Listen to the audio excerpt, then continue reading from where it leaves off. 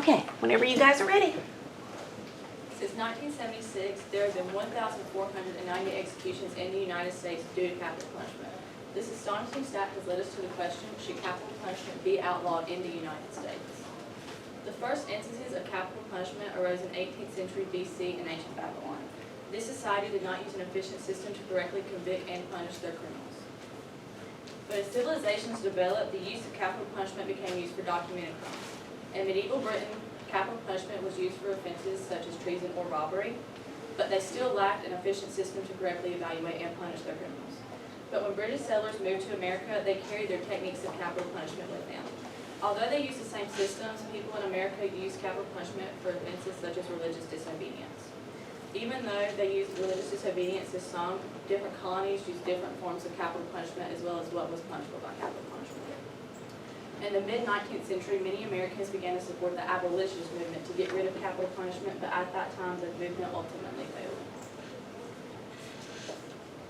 Most of the controversy over the death penalty stems from the argument over the ethicality of it. With over 160 Americans being exonerated from the death row over the past 45 years, this often brings into question whether we are wasting innocent lives over uncertain guilt. This leads to the query whether it is morally correct to continue the use of capital punishment in the United States whenever we cannot always guarantee the right culprit. With this information, 61% of Americans have agreed that they would rather use another punishment other than capital punishment, according to the article What's New by the Death Penalty Information Center. Ernie Chambers, Nebraska State Senator, addresses this concept by explaining, there are those who would love to believe that no one innocent has ever been executed in the United States. But, with this many people conclusively proved by DNA to be innocent, there is no escaping the conclusion that the innocent have been executed.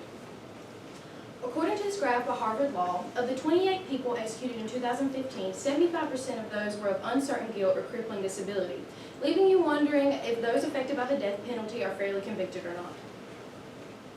Another reason that leads to the conclusion that the death penalty is not ethical is that it does nothing to actually prevent crime, with 88.2% of experts on capital punishment agreeing that it does nothing to deter crime, according to the University of Colorado Boulder.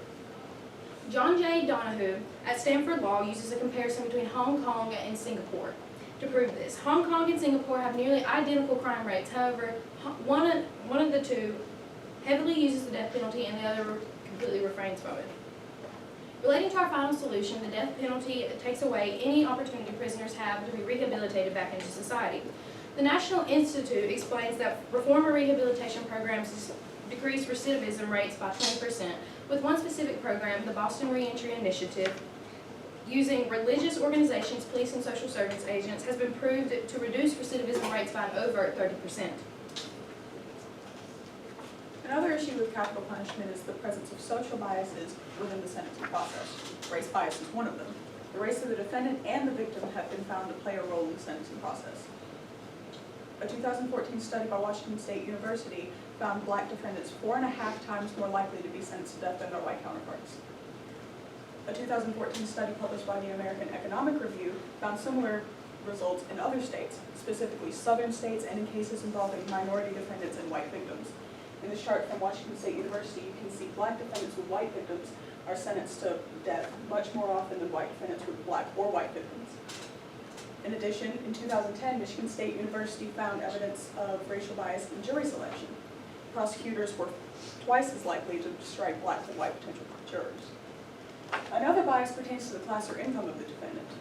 Defendants with court-appointed defense face a much higher risk of the death penalty than those who were able to hire them for themselves. The Journal of Criminal Law and Criminology in 2009 did a study on this, and of their sample of those who had court-appointed defense, 23% were sentenced to death. Of those who were able to hire counsel for part of their case, 14% were sentenced to death, and of those who were able to hire it for their full case, none were sentenced to death. And in this chart from their study, you can see that those with hired defense are acquitted much more often than those who had it appointed for them. Many people believe by executing criminals, correctional facilities would be less crowded, saving the federal government and taxpayers millions of dollars each year, but surprisingly, that is not the case. A study conducted by the Death Penalty Information Center found that seeking the death penalty imposes an average of $700,000 more than not seeking death. According to the U.S. Department of Justice, any non-capital criminal procedure in the United States involves 4 different steps. Beginning with the investigation, the defendant must then go through Pre-trial, trial, and post-trial. Involving fewer steps, it has an average cost of $740,000. The death penalty process in the United States is much more complex, consisting of 8 different steps. Beginning with the pre-trial, the defendant must then go through guilt phase trial, penalty phase trial, direct appeals, post-conviction review, federal habeas corpus, clemency, and the execution. Peter Collins, a professor of criminal justice at Seattle University, developed research showing that besides paying for the actual execution, the government must pay for an investigation, pre-trial, trial, sentencing and appeals, qualified defense attorneys, housing, mental health evaluations, security, judges, and jury selection. The extended length of capital cases imposes large costs on state governments, federal governments, and taxpayers. Capital prosecutions, on average, cost state legislatures more than 1.5 times the amount of incarceration cost than non-capital cases. The average cost of any death penalty case in the United States is $1.26 million, while maintaining each inmate on death row costs taxpayers $90,000 more than any regular inmate. With each stage adding to the overall cost of the execution, it quickly becomes more expensive than a sentence of life without parole. Capital punishment is one of the topics that are front and center in American politics. This controversy is largely due over state laws regarding capital punishment, the crimes punishable by it, and mistakes that occur during the process. States choose their own crimes punishable by capital punishment and what forms of capital punishment they have. According to the National Conference of State Legislators, 31 out of 50 states allow capital punishment.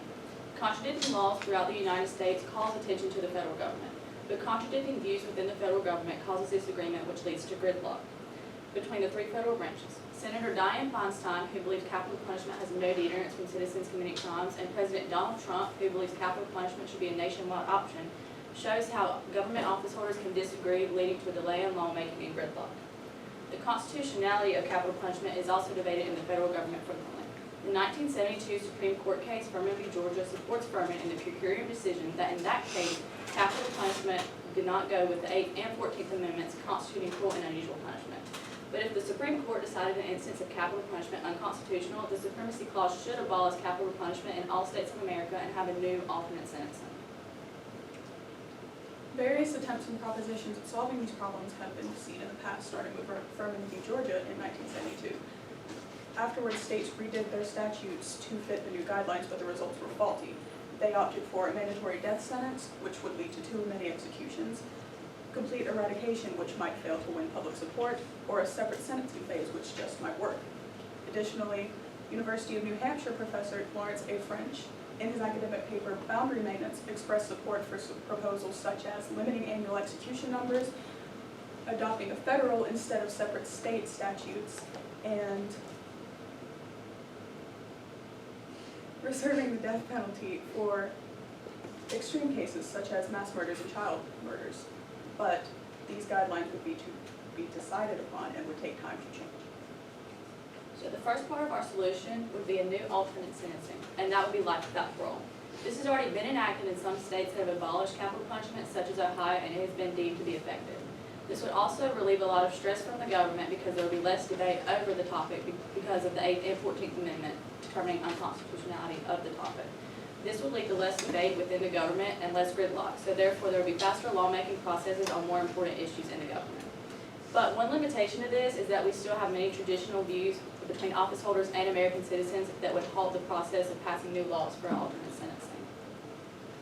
Another part of our solution is hard labor and reform programs with this. Prison industries must purchase materials from businesses outside the prison, thus creating a demand for the services of other workers. For example, those involved in the manufacturing business require things like sheet metal, cloth, and other raw materials. With hard labor, prisoners have the potential to produce valuable goods and services consumers want to buy. Prison industries produced over $1 billion worth of goods and services in 1994, mostly for other government agencies. However, one limitation to this solution is that, like said in the political perspective, many people believe that hard labor violates our 8th Amendment, our right to no cruel and unusual punishment. If inmates work full-time jobs while in prison, working 2,000 hours per year, getting paid $7, which is under minimum wage, they have the opportunity to earn an average of $14,000 per year. If 800,000 inmates worked a workforce of Vermont, Wyoming, and Alaska combined, their productivity alone would add more than $20 billion the US economy. In order to make the sentencing process more objective and justly doled out,